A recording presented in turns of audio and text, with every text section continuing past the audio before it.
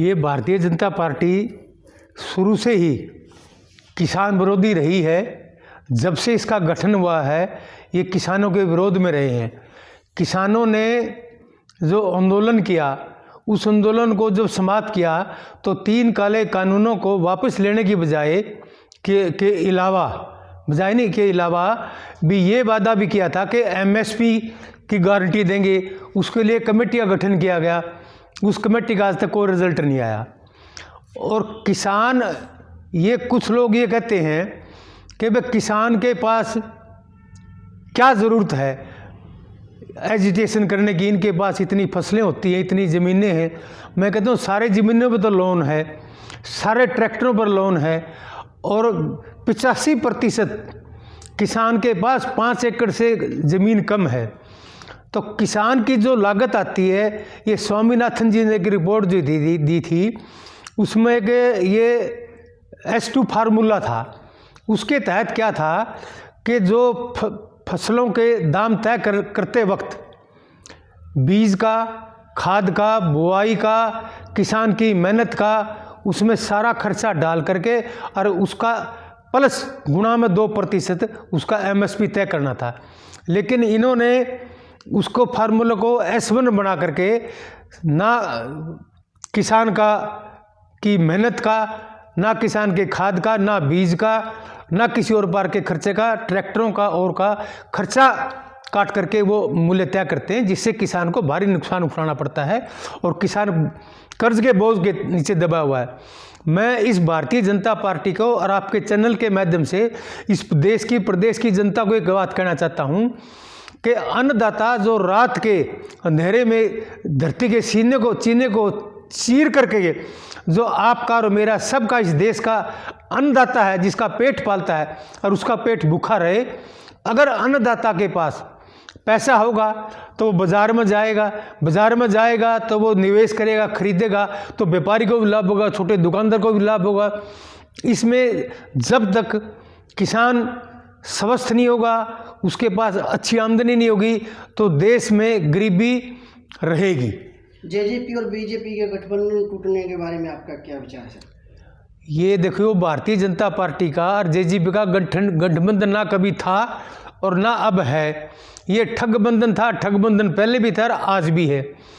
Bharatiya Janata party ने के राष्ट्रीय स्तर के नेता ये कह रहे हैं कि दुष्यंत चौटाला से हमारे अच्छे संबंध हैं और वो हमारे से 2 सीटें मांग रहे थे और हमने वो दी नहीं, इसलिए गठबंधन टूट गया। यही जवाब वो देते हैं। यानी गठबंधन टूटने के बाद इतनी राजी खुशी, भाई भी अलग अलग होते हैं तो उनका कुछ मनमुटाव होता है, और किसी मुद्दे को लेकर के अलग हुए हैं तो वो मुद्दे जनता को बताने चाहिए क्यों अलग हुए और क्यों उनके साथ लगे थे। ये जेजेपी ने भारतीय जनता पार्टी के खिलाफ चुनाव लड़ करके भारतीय जनता पार्टी के खिलाफ वोट मांगे और फिर उनके साथ ठगबंधन में शामिल हो गई। और अब हरियाणा के अंदर नहीं, सारे देश के अंदर ही भारतीय जनता पार्टी जब भी चुनाव नज़दीक आता है, धर्म के आधार पर, भाषा के आधार पर, प्रांत के आधार पर इस तरह की राजनीति करते हैं। जैसे मैंने आपको अब एक उदाहरण के तौर पर बताऊं कि जैसे सीबीआई और ईडी के बगैर भारतीय जनता पार्टी का शासन नहीं चलता। हर विपक्ष के नेता क्या भ्रष्टाचार हैं? क्या भारतीय जनता पार्टी में कोई भ्रष्टाचार ही नहीं है? क्या उनसे कोई पूछताछ नहीं होती? अब वो टोनी था, जब किसान जो थे वो स्टेट के मिनिस्टर हैं, उसके बेटे ने किसानों के ऊपर गाड़ी चढ़ा दी, वो ना कैबिनेट से हटाए, ना उनकी इंक्वायरी हुई। तो ये क्या भारतीय जनता, जो आदमी भ्रष्ट है और वो भारतीय जनता पार्टी ज्वाइन कर लेता है तो एकदम से वो धर्म राष्ट्र हो जाता है, युधिष्ठिर हो जाता है। तो मैं ये कहता हूँ कि ये ईडी के रिश्ते दबाव से, चाहे तृणमूल कांग्रेस के नेता हों कुछ, चाहे समाजवादी पार्टी के नेता हों, चाहे राजस्थान के नेता हों, चाहे बघेल जी हों, चाहे ये महाराष्ट्र के नेता हों, सबके ऊपर, चाहे केजरीवाल जी हों, सबके ऊपर ईडी का दबाव, प्रेशर है। और ईडी के प्रेशर से उनको जेल जाने के डर से, वो डरते हुए भारतीय जनता पार्टी के अनुसार काम करते हैं। अब मायावती के साथ पिछली बार गठबंधन था अखिल यादव जी के साथ, तो अच्छी सीटें ले गए वो। अब भारतीय जनता पार्टी के प्रेशर में उन्होंने अकेले लड़ने का चुनाव किया है, चुनाव लड़ने का फैसला किया। किस लिए? कि उत्तर प्रदेश के अंदर जहाँ पर समाजवादी पार्टी का मुस्लिम समुदाय में जहाँ उनका समर्थन ज़्यादा हासिल है उनको, वहाँ पर वो मुस्लिम कैंडिडेट खड़े कर देगी।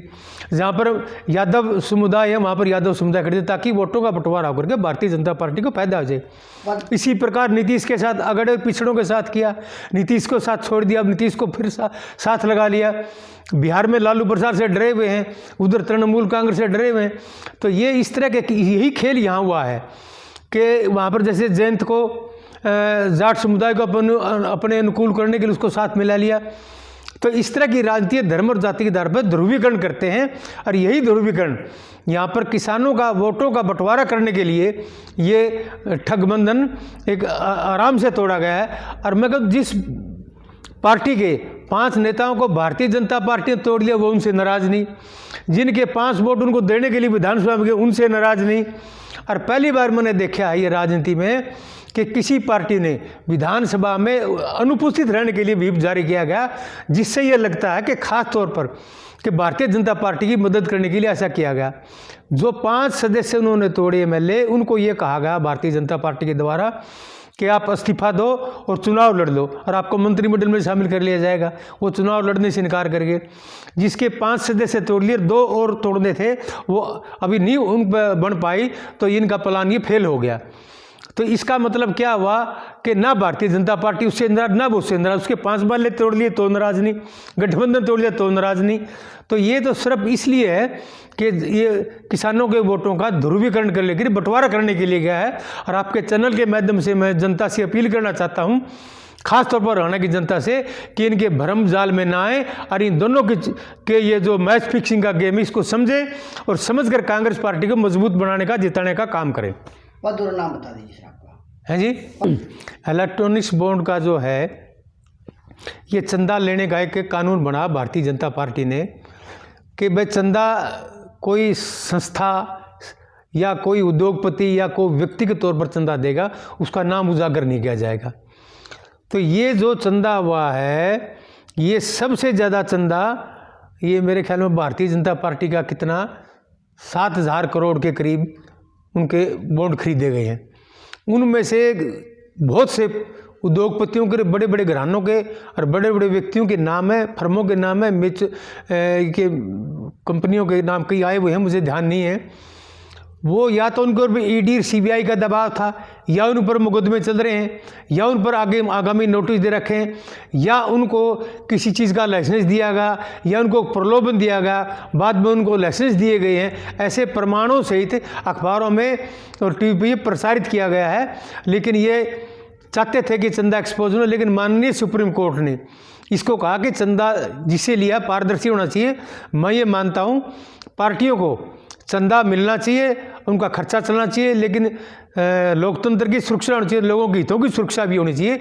ये सुप्रीम कोर्ट के फैसले की इसकी मैं घोर प्रशंसा करता हूं और भारतीय जनता पार्टी की इस फैसले की मैं घोर निंदा करता हूं। हरपाल सिंह बूरा हूं, कांग्रेस पार्टी का एक कार्यकर्ता हूं और मैं हरियाणा टैक्स ट्रिब्यूनल का जुडिशियल मेंबर रहा हूं।